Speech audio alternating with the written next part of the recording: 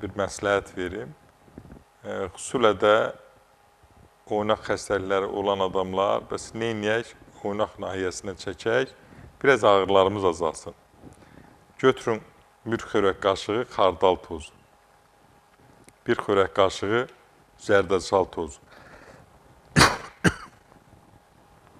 bir xörək qaşığı bal və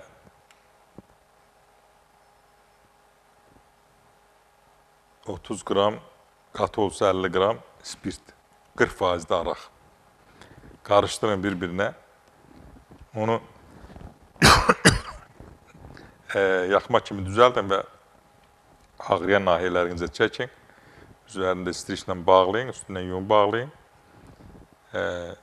Çox gözəl bir effektini görəcəksiniz. Oynaq ağrılarından. Təbii ki, ciddisinin demirəm, xeyli dərəcədə yüngülləşəcək, rahatlanacaqsınız. Və bu baxımdan da nə oldu mənə? Baxar su vermədim.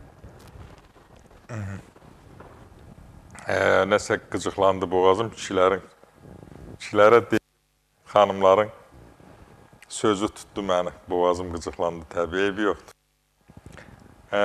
Və bundan başqa nə etməli?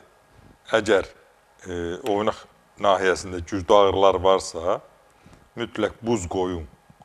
Buz qoyun və yoxlayın. Buz ağrını götürürsə, yenə də ondan istifadə edin və mənə deyin.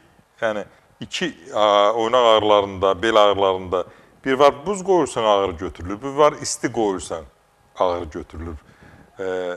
Eləcə də miqrenində məsələn 95%, 96% miqren ağrılığında isti qoyursan boyun nahiyəsinə ağrı götürülür.